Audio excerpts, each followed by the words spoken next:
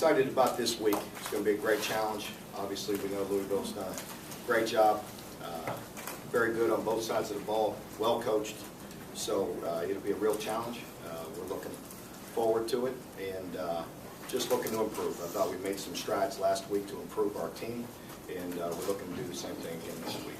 Mark, what's the key against Teddy Bridgewater? He's very good at what he does. He has a great feel in the pocket. He eludes the pressure when and where he needs to, and the rest of the time he sits in there and distributes the football. But he's very athletic and he's very lithe. He's just very fast. He's very quick with everything he does. Very, very good delivery and gets the ball there in a hurry. And again, he eludes the pressure when he has to. With your quarterbacks, you obviously rotated them fast and furious there all throughout that game. Neil said he did most of that on sort of gut instinct, obviously, other than the scripted first series. What did you think of how that rotation worked and what it did to the team? Well, I liked it. And, you know, I think Neil had a great feel for that, and then maybe what the quarterbacks needed a little bit as well. You know, just to eliminate a little bit of pressure from them. And, you know, they both have their strengths, like we said, and our offense has some good packages with both of them. Obviously, our you know, offense can run the same with a good percentage of it with either quarterback, but then they each have their strengths as well. When you talk about, you talk about the limitations you have, but how much of an equalizer is sort of the element of surprise, the curveball of having guys that do two different things and coming at you at such a pace? I think it helps. I do think it helps with that pace, like you talked about. The tempo in general is difficult at times if you're executing, and that's the big thing is execution. We've talked a lot about that and not getting behind the chains and all those good things. So it still comes down to just executing well. When Jonathan George was here talking about, he talked about when new guys get here, they talk to him about the basics of Kentucky football. One of those basics is beating Louisville. Mm-hmm. Is that kind of what you would like them emphasizing and talking about the guys when they get here? Like I said early on, we know it's important. It's very important to myself, this team, our program, the fans, and everybody. It's very important. But we'll be in a lot of big games here, we hope. You know, as we improve this program and keep on making those steps and getting better and better, we'll be in a lot of big games in the SEC. Coach Bud said that he has to change up a little of his pass rush techniques when going up against a mobile quarterback. Going up against Jalen, similar athleticism benefit them? It will. It helps in certain ways. It does help with how quick they are, you know, getting out of the pocket. But you know, it could help. And you know, we do go against them, but it's not, you know, that much here in during the game week. You know, but we will. Again, we'll go against them 7-on-7, which will be no rush, and in team periods as well for about 12 to 15 plays a day. Where are you guys health-wise this week, whatever you're willing to say? I think we're getting better. We're in decent shape. There's no complaints. I think everybody's a little bit banged up. Coach, penalty-wise, how do you go about fixing that throughout the week? Yeah, just keep on stressing it. You know, we've got to get some of that cleaned up. And you know, some of it we're trying to be more aggressive, but that doesn't mean lose your sense and do silly things out there. We're not good enough to overcome bad decisions. So. Mark, what does the Louisville running game look like to you and their backs? They're good. They're physical. Their O-line is good. And that's what you know. You start watching their team in depth. They're good across the board. They really are. I think they do a nice job of keeping you off balance, and they run it. They threaten you with their run game, and they love taking their shots and their play actions off of it because they're very skilled at wide receiver. And Bridgewater does a heck of a job with the play fakes and then getting the ball down the field. That's always is from a defensive coach. You know, through all the years, and I get all the defensive questions as I've been a defensive coordinator. But always the teams that threaten you are that are balanced. You know, the teams that can pound it and run the ball and have a physicality about them, and then they're skilled outside. You know, and can throw the ball and distribute the ball down the field as well. So that's what they do. They put you in a run-pass conflict all the time, and you know, they're good at what they do. How do you feel you match up against Damian Copeland and Devontae Parker? Well, it'll be a tough matchup. You know, obviously it's tough on a lot of people. You know, I'm sitting here watching film of last year. You know, again, they put you in that conflict. If you make you play with numbers, they can hurt you outside, and they do it to a lot of people. So they're pretty skilled. What is the reputation of the Sean Watson offense? I don't know what, over the years, I don't know, but I'm just looking at what they do there. And I see them very balanced and very talented, like I said, just the things I just said. When they make you account for the run game, it opens things up. Mark, what Miami did to you as far as you had to change your defense at the last second, did that maybe do you a favor, help you along in your desire to get them to play assignment ball versus just going out on their own against It did in that regard. It let us play a little bit simpler in lineup and play, and I think you could see that we played a little bit more confident, a little bit more physical, and I think it helped in certain ways. Mark, why do you think two quarterback systems are generally still kind of rare, or have always been kind of rare? Well, I think you'd like to, I think in a perfect world, with one quarterback, he gets in there and gets in the flow and it gets the continuity going and the leadership and all those things that come with it. Was there a time, thinking back in your defensive days, do you remember a time where there was a team that had two quarterbacks that really gave you headaches in preparation?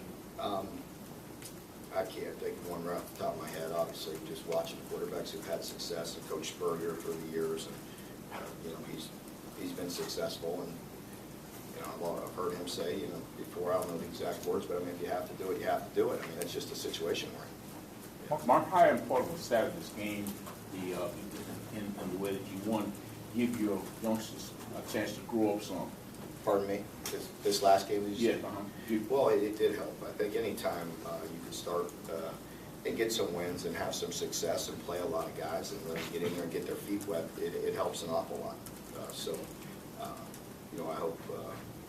I hope we continue to grow. I think I had a good feeling we would improve between week 1 and week 2, and I hope we improve the same amount between week 2 and week 3. What was the biggest difference between Bud and Za'Darius and what they were able to do this week versus last week? Well, obviously they were a little bit more aggressive, a little bit more stout, and we talked about those things last week about not doing too much, do your job well, and we took the one play at a time mentality, and we got to continue to do that. We need to execute each and every down the best we can.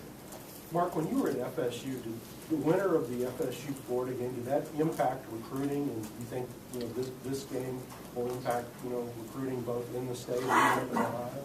It didn't impact recruiting at Florida State, Florida. It really didn't. A lot of our guys were committed before that game, to be honest with you. But I don't know whether it'll impact recruiting or not. I really don't know. Mark? We have quite a few guys committed. I think they do too. So, yeah. Your players are saying that you guys were tougher on them in practice this past week. They'd like to see it again this week.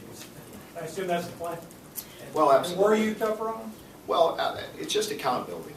We're all accountable, and that's just it. Not getting ahead of ourselves. We need to improve this week. We need to get better today. We need to watch the film, correct our mistakes from this past Saturday, and move on. And again, get better. Get better with each rep, and making them more accountable to their actions. Neil said it along those lines that maybe week 1, or leading up to week 1, he was too worried about pumping the guys up, getting them confident, making them feel good about themselves, and he coached them a lot harder in week 2. Is that one of those things you learned too as a coaching staff about how to deal with your guys? Well, absolutely, and I think it's always easier to have a tougher week this week. So if they thought last week was tough, we'll be more tough this week. So it's always better to be harder on them after a win. And again, I said that after week 1. I mean, somebody mentioned it to me that one of the kids said they were overconfident or whatnot, and I mean that's just silly to me because we have such a long way to go. But that's where we're at. You have to educate them on everything, and that's your job to stay on them and just just have them improve and understand the accountability that comes with it and the discipline that comes with it. Mark, DeMarco Robinson obviously had to hurt you with your special team somewhat. It did. How much can you improve with the guys that you have to work with this week? Well, I think we need to improve a great deal, and I think we will. I think we will be very clear on our rules on the basics of when to field the ball and when not to. And of course, I fully anticipate getting a lot of that ironed out. When did you first hear about this UK-UL rivalry? obviously, just as a coach growing up watching it, you know it was a rivalry, obviously, you know, just from watching TV. And, you know, so that would probably be the first time. Did you know Charlie Strong? I've known Charlie for a while, yeah. I can't recall the first time we crossed paths or whatnot, but just being defensive guys, and I have a lot of respect for Charlie and what he's done, and have known him for a while. How did your top place? Pardon me? How did your center top, how did he play Saturday? Yeah, I thought he did a nice job. We were pleased. I told you after the game that we made that decision last week, and we're going to continue to go with that. I think he's got an opportunity to grow into that position and take it over. Be a good player for us. And what about Pascal? How did he play at linebacker? He did a good job. He really did. He just tweaked, got a little, he got rolled up, but nothing major. He'll be fine. And we were pleased with him. We thought he did a nice job. You think you'll have DeMarco back this week? I know that was such an important guy for you. I'm not sure yet. I really don't know. How are you feeling about your secondary now versus a couple weeks ago? I mean, they're going to get a pretty big test this weekend. Big test this week, but I do feel like we're getting better in the secondary. You know, the guys are working much harder. You know, I think Cody will be back full speed this week, which will help.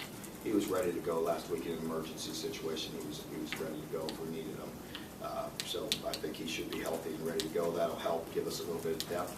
But I think Nate is getting his legs up underneath him, starting to get in shape and playing better.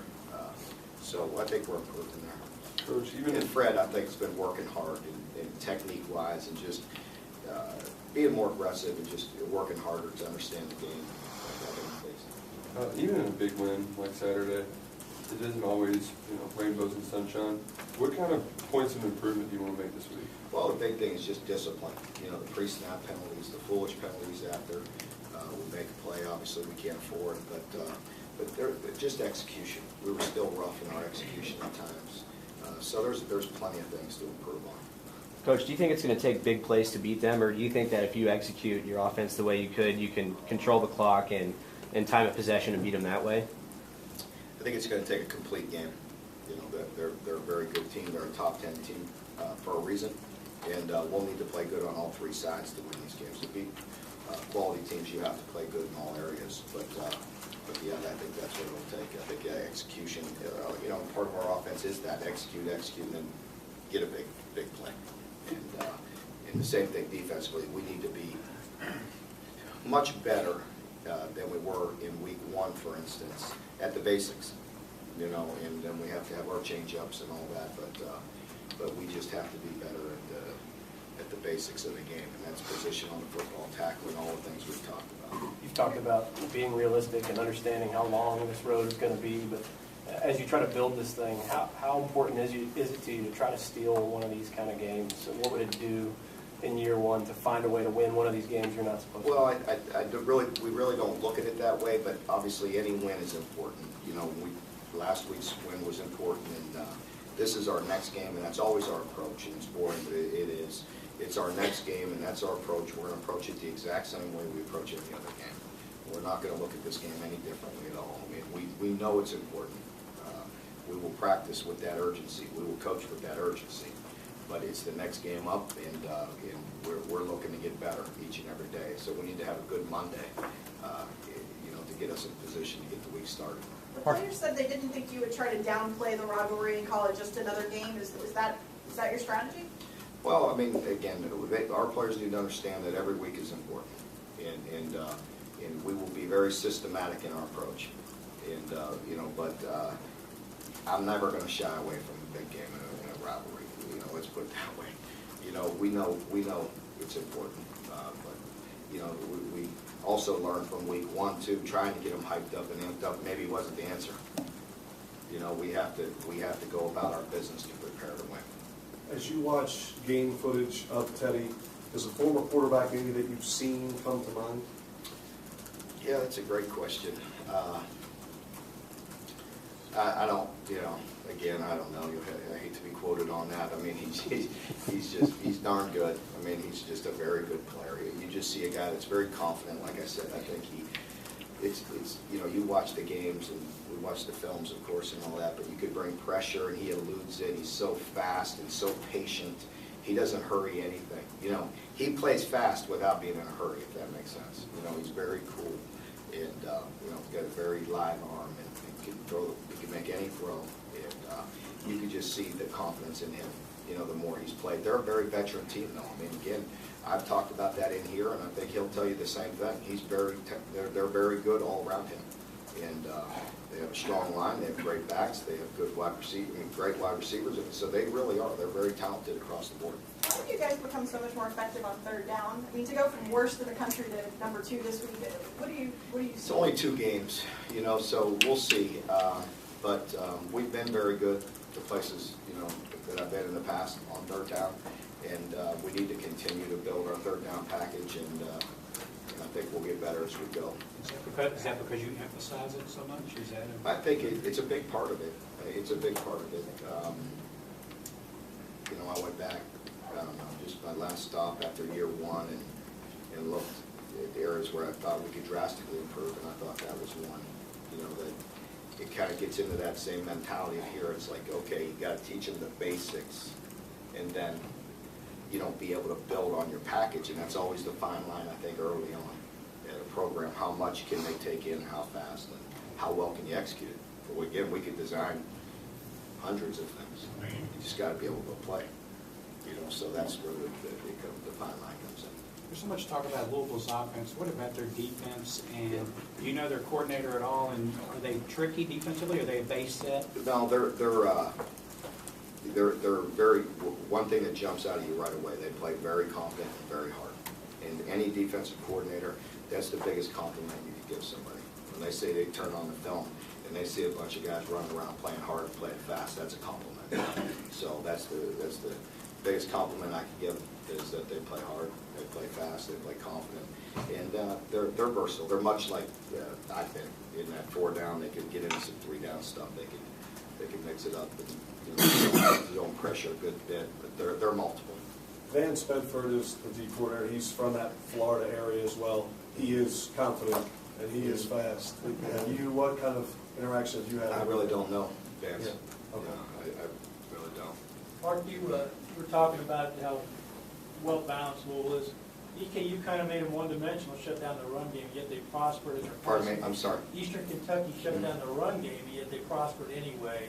Does that just go to what you're talking about? I think some of that's by choice. You know, you're loading up and, you know, picking your poison, doing some things that they could. Some of those throws were like runs to them in alignments and how they were playing them.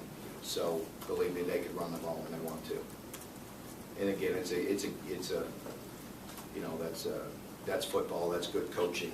You know, from both sides, you're always trying to be strategic and where and when and how you're playing things. But it's a simple numbers game to them a good bit. You know, so you get numbers and they're throwing it and they're taking easy throws in the bubbles and just different things to complement their run game. As balanced as they are, it sounds like you can't pick your poison. Well, they make it difficult because, again, going back to my original statement as being a defensive coach for a long time in DC for a long time, anybody that could make you play with numbers, make you bring guys into the box, and they're talented outside, puts you in a problem, you know, puts you in a bind. And I think they do a nice job at that. Mark, how did your defensive inside, your interior guys, how did you think they played Saturday? They played much better. They played much better, and I was proud of some things we saw Saturday that we didn't have much practice at, that just systematically we played right, and the guys were more disciplined, like we talked about going into the game.